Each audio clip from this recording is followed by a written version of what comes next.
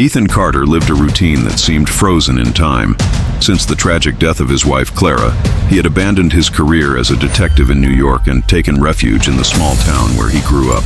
His modest home, surrounded by trees, reflected the emptiness of his existence. Books, photos, and his now dusty badge were the only traces of a life he barely recognized. For Ethan, the days were long and filled only with loneliness. Despite his seclusion, Ethan maintained a weekly habit that seemed to be his only connection to his late wife, visiting Clara's Grove Cemetery, where she was buried. Each visit was a silent ritual, filled with memories and questions he knew would never be answered. "Why did you leave me so soon?" he would murmur, touching the headstone, as if Clara could hear. This cemetery was not only her resting place, but a place where Ethan searched for something he himself could not define. But as Ethan tried to make sense of his pain, a question began to emerge. What would he do if he discovered that Clara's death was not as simple as it seemed? That thought, which had always been lurking, now seemed more present than ever, as if fate were about to offer new pieces of a puzzle he hadn't even known existed. Every week, without fail, Ethan would traverse the narrow roads to Clara's grove. The cemetery, surrounded by a silent forest, seemed frozen in time, as if it held secrets no one dared disturb. Ethan carried with him a bouquet of white lilies, Clara's favorite flowers, and spent hours sitting before the headstone, reliving moments that, for him, were the last sparks of happiness in his life. Each visit was like a one-sided conversation, in which he poured out his guilt, longing, and the doubts that never left him. In that place, Clara's absence was almost palpable. He remembered her smile, the way she always found solutions to his dilemmas, and the strength she conveyed even in difficult times. But what haunted him most was the feeling that something was left unsaid, a secret perhaps Clara had never shared. Sometimes he found himself wondering aloud, should I have noticed something? Missed some sign? The trees around him swayed gently, as if the forest shared his grief. And yet there was something about Clara's grove that felt different this week. As Ethan laid the lilies, he had the strange sensation of being watched. The cemetery, always so peaceful, now felt heavier, as if it carried a secret it could no longer hide. But who or what would be willing to reveal this to Ethan, and why? It was a cold, gray morning when Ethan arrived at Clara's grove for another of his visits. But as he approached Clara's grave, something immediately caught his eye. A woman kneeling before the headstone, tears streaming silently down her face. She held a small red rose, a disturbing contrast against the stone's sobriety. Ethan stopped, intrigued and suspicious. Clara had no close relatives that he knew of, so who could this stranger be? Upon noticing Ethan's presence, the woman stood quickly, visibly uncomfortable. "Sorry," she said, hastily wiping away her tears. "I didn't mean to intrude on your moment." Ethan, maintaining the calm he'd developed as a detective, replied, "Who are you, and why are you here?" The woman hesitated, as if carefully considering each word before speaking. "My name is Sophia Blake. I knew Clara, sort of," she said, looking away. Something in her tone aroused Ethan's suspicion, but also a curiosity he couldn't ignore. As Sophia slowly backed away, Ethan sensed there was more to the story. He decided not to press her immediately, but a question echoed in his mind. Why would someone who knew Clara have reason to hide now, so long after her death? Hours after the unexpected encounter, Ethan couldn't get Sophia out of his head. Who was she really, and what was her connection to Clara? The next day, while organizing some of his wife's belongings at home, he heard a knock on the door. To his surprise, Sophia was there, now with a more determined expression. "Can we talk? It's about Clara," she said, with a seriousness that made Ethan hesitate for a moment before making way for her. Sitting in the small living room, Sophia finally began to speak. "I'm a private investigator," she confessed. "Clara hired someone like me years before her death. She knew she was being monitored and wanted answers about who was behind it." Ethan felt the ground shift beneath his feet. "Monitored? Why? Who would do this to her?" he asked, his voice louder than he intended. Sophia shook her head, as if regretting the news she was about to share. Apparently, there was something in her past that someone didn't want to come to light. As Sophia detailed the information she had gathered, Ethan realized that his view of Clara and what happened to her was about to change. The revelation raised more questions than answers, but one remained burning in his mind. What did Clara know that was so dangerous that it would justify someone following her until the last days of her life? Sophia's words haunted Ethan's mind. For years, he'd believed he knew Clara completely, but now it was as if she were a riddle he'd barely begun to understand. Back at Clara's grove, he knelt before her grave, trying to make sense of it all. "Why didn't you ever tell me?" he murmured, his voice thick with pain. The memories of the peaceful moments they'd shared seemed suddenly surrounded by shadows he'd never noticed before. Upon returning home, Ethan began rummaging through Clara's old belongings, searching for any clue that might lend credibility to Sophia's story. But every drawer and box he opened seemed to bring only more questions. He found old photos, one of them showing Clara alongside a group of people he didn't recognize. On the back was a simple note, Willow Creek, 2004. The name of the town meant nothing to Ethan, but the feeling that this clue was crucial was impossible to ignore. Still, something was bothering him deeply. Sophia seemed to know too much about Clara, yet she was still willing to share information. Ethan wondered, can I trust Sophia? Or does she also have secrets she'd rather not reveal? Doubt became an impulse, and he knew that to find the truth, he would need to confront Sophia again. Back home, Ethan was still obsessed with the idea that something in Clara's belongings might shed light on the situation. Then, rummaging through the bottom of an old trunk, he found a small diary, bound in worn leather. It was an object he'd never seen before, hidden among scarves and keepsake boxes. With trembling hands, he opened the first page where it read, "To protect the ones I love, I have to carry this weight alone." The handwriting was unmistakably Clara's. As he read the notes, Ethan discovered a side of Clara he never imagined existed. She mentioned veiled threats, anonymous phone calls, and a recurring name that sent chills down Ethan's spine, Shadow. The descriptions were vague, but enough to paint a picture of someone relentlessly pursuing Clara, even before they met. One entry particularly caught his eye. "If anything happens to me, Willow Creek is the key." The name of the city he had seen in the photo reappeared, now carrying even greater weight. As he closed the diary, Ethan realized Clara was trying to protect him from something much bigger than he could comprehend. But the question remained, who, or what, was Shadow? And why did Clara believe Willow Creek was so important? He knew he couldn't ignore this clue, even if it meant revisiting a past Clara had tried to hide. With Clara's journal in hand, and the word Willow Creek echoing in his mind, Ethan decided it was time to confront the past. The town, located just a few hours away, seemed as ordinary as any other on the map, but it carried the weight of a secret Clara had tried to protect. Ethan drove along winding roads, passing through woods that seemed as silent as Clara's grove. When he arrived in town, he was greeted by a simple, peaceful landscape, narrow streets, old houses, and residents who seemed to avoid eye contact. As he walked through the town center, Ethan realized that finding answers wouldn't be easy. When he approached some residents mentioning Clara's name, most reacted cautiously, deflecting the conversation or simply claiming they didn't remember her. But an elderly woman, the owner of a small antique shop, finally broke the silence. "Clara?" she repeated thoughtfully. "Yes, I remember her. She was a very beautiful young woman, but there was something unsettling about her. She never stayed in one place for long." Ethan felt himself getting closer, but the mystery only deepened. As he walked back to the car, he asked himself, what was Clara running away from or trying to hide in Willow Creek? The feeling of being watched wouldn't leave him.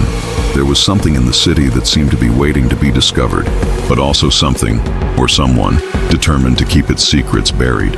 While Ethan was exploring Willow Creek, Sophia appeared again, this time with a revelation that would completely change the course of his investigation. Finding him at a local cafe, she sat across from him with a somber expression. "Ethan, there's something you need to know," she began, glancing around, making sure no one was eavesdropping. "Clara came to me years before her death.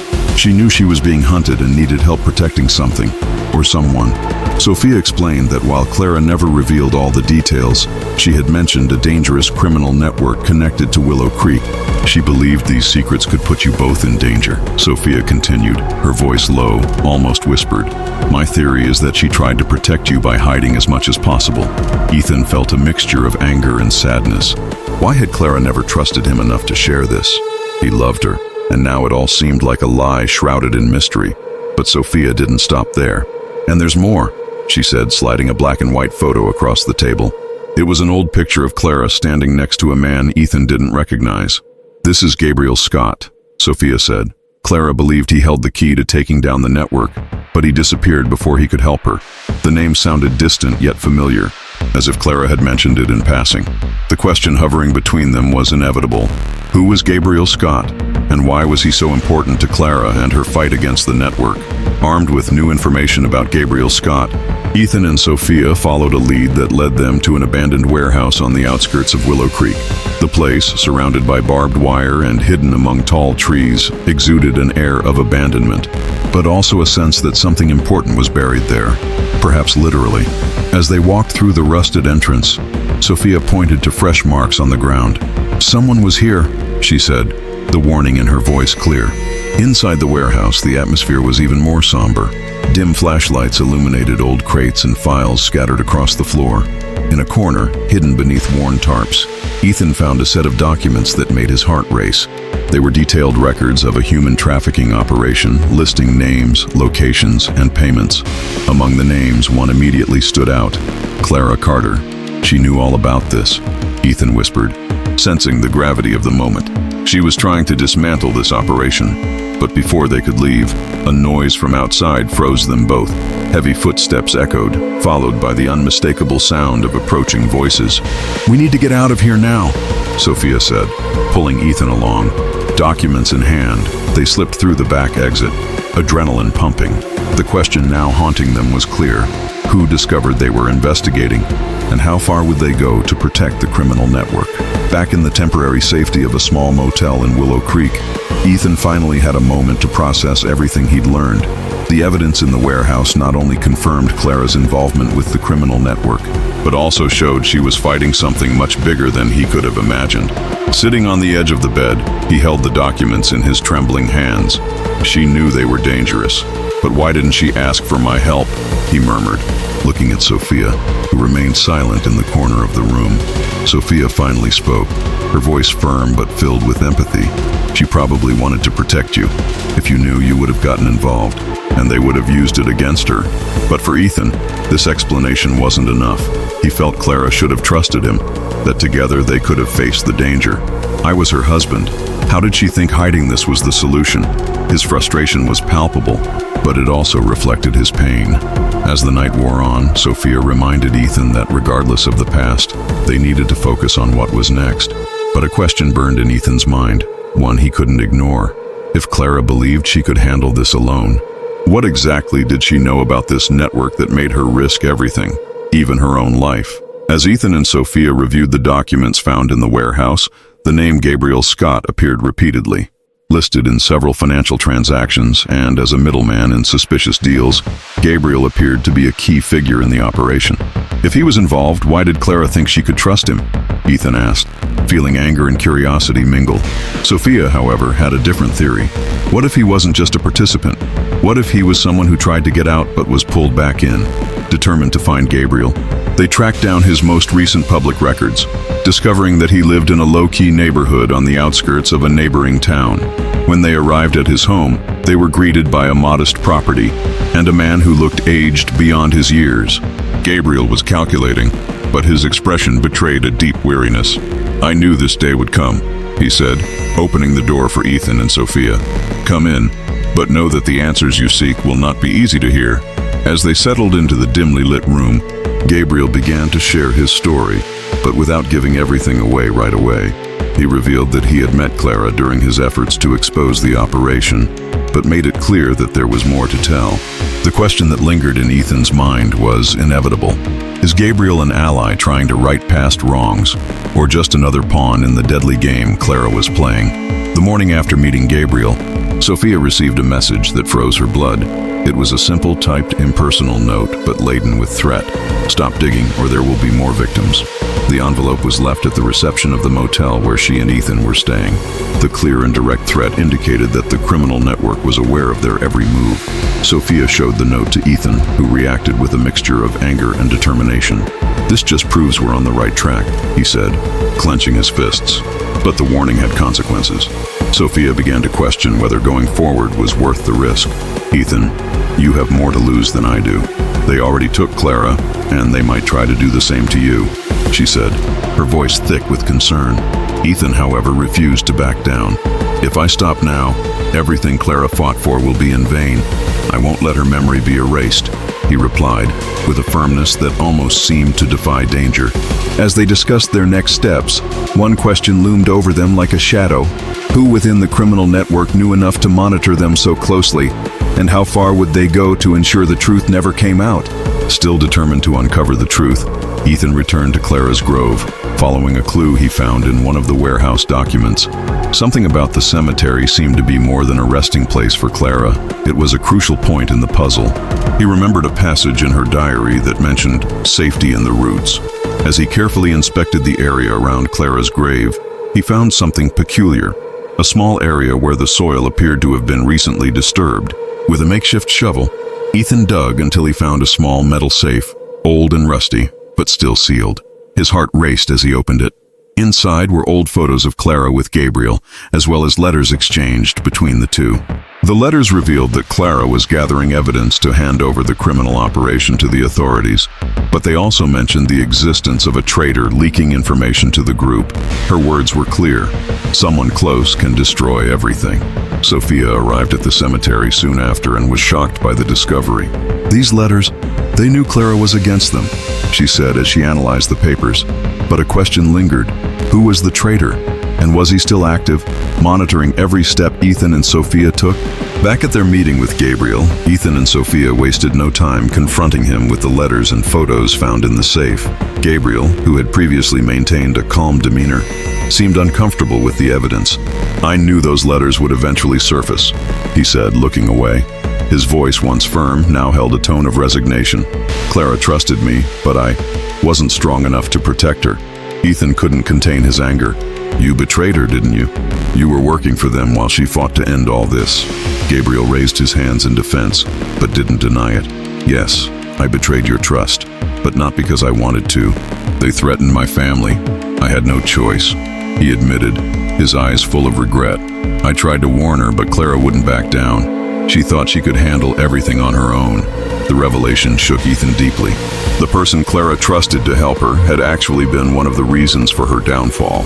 But before he could fully process what he'd heard, another question arose. If Gabriel had been forced to betray Clara, was he still a useful asset, or just another threat waiting to explode? After Gabriel's revelation, the atmosphere grew heavy, and Ethan felt as if everything around him was crumbling. However, Gabriel still seemed to have something to say. "Clara knew I was forced to collaborate with them, but she trusted me to protect one thing: you, Ethan." Gabriel's words echoed through the room, leaving Ethan confused and frustrated. "What do you mean by that?"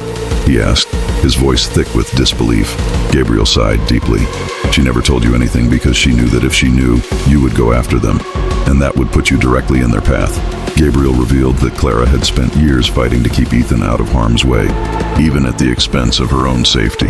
She knew they would use anything against her, and you were their biggest target. Keeping you in the dark was the only way to protect you, Gabriel explained, with a mixture of remorse and admiration for Clara's courage. Ethan remained silent, processing the information. As much as it hurt, he began to understand that Clara's silence was an act of love, not distrust. But Gabriel's confession raised another troubling question. Ethan wondered, if Clara was so determined to protect him, could she have foreseen everything that was happening now, leaving clues to help him finish what she started? As Ethan processed Gabriel's revelation, Sophia began to act restless. She looked away and seemed uncomfortable with the direction the conversation was taking. Ethan noticed her sudden change in demeanor and decided to confront her. "Sophia, you know more than you're letting on, don't you? What else are you hiding?" The tension in the room rose, and Sophia finally relented, her expression changing to something more vulnerable. "You're right. I haven't been completely honest with you." Sophia revealed that her connection to the case went beyond Clara. Years earlier, her younger sister had disappeared in Willow Creek, and all the evidence pointed to the same criminal network Clara had tried to expose. "I joined this investigation because I thought it might lead to my sister. When I found information about Clara, I thought maybe she was the key to all this," Sophia admitted, her voice breaking. "I should have told you sooner, but I was afraid you wouldn't trust me." The revelation left Ethan shaken. Everything Sophia had done so far had been driven by a pain similar to his own, but at the same time, an inevitable doubt arose. If Sophia was so emotionally involved, could her motivations put them both in danger, compromising the search for the truth? Determined to bring down the criminal network, Ethan, Sophia, and Gabriel hatched a bold plan. They would use the documents found in the warehouse and Gabriel's connections to the organization to lure the leaders into a trap. The idea was simple but risky.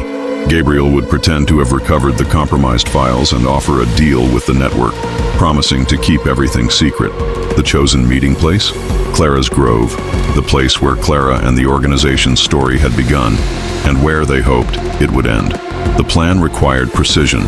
Sophia and Ethan would monitor the meeting from a safe distance, ready to record confessions and alert the authorities. Gabriel, though hesitant, agreed to play the role of bait, aware that his previous betrayal could be used as a bargaining chip. "They trust me because they believe I'm still one of them," he said, "but that doesn't mean they won't be armed." Tensions mounted as the day of the meeting approached. As they fine-tuned the details, one question hung in the air. What if the network discovered the plan before they could execute it? Ethan knew they were dealing with dangerous people, but he also knew this might be his only chance for justice, for Clara and for everyone else who has suffered at the hands of this organization. On the night of the meeting, Clara's Grove seemed more sinister than ever. The cold wind howled through the trees, and the sound of dry leaves under Ethan and Sophia's footsteps seemed deafening in the silence of the cemetery. Gabriel waited at the agreed-upon spot, his nervousness evident but masked by an air of forced confidence.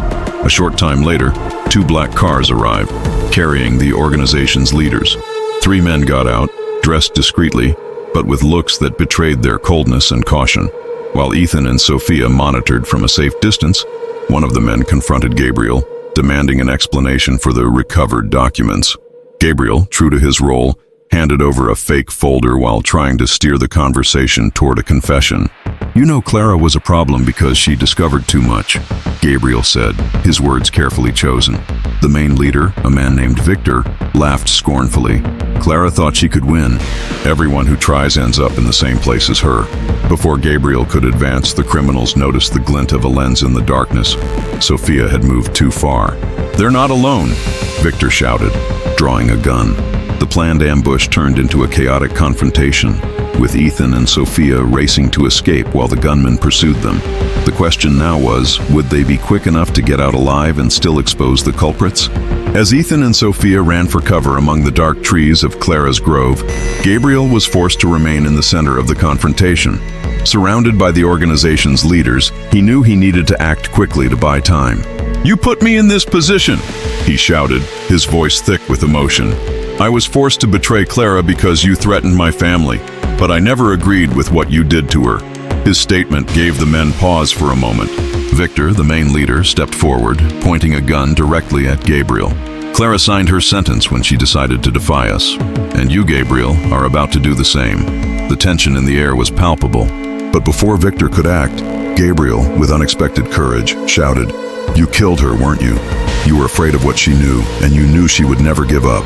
Gabriel's words, spoken with desperation, echoed through the cemetery. The moment gave Ethan and Sophia the distraction they needed to record what was happening and escape with the evidence. But one question remained as they raced to safety. Was Gabriel truly willing to sacrifice everything to right the past? Or were his motivations still murky? With the recordings in hand, Ethan and Sophia wasted no time. They turned the evidence over to local police and contacted federal law enforcement, ensuring the case received the necessary attention.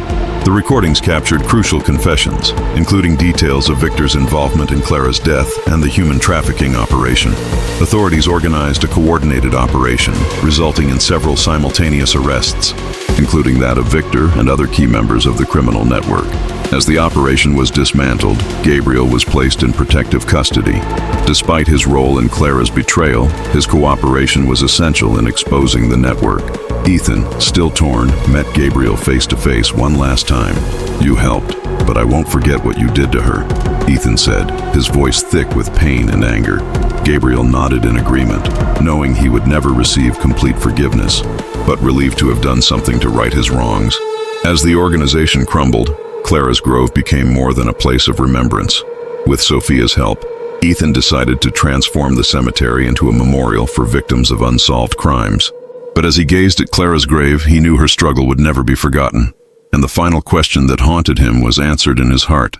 Her courage not only saved lives, it gave Ethan a purpose he would never abandon.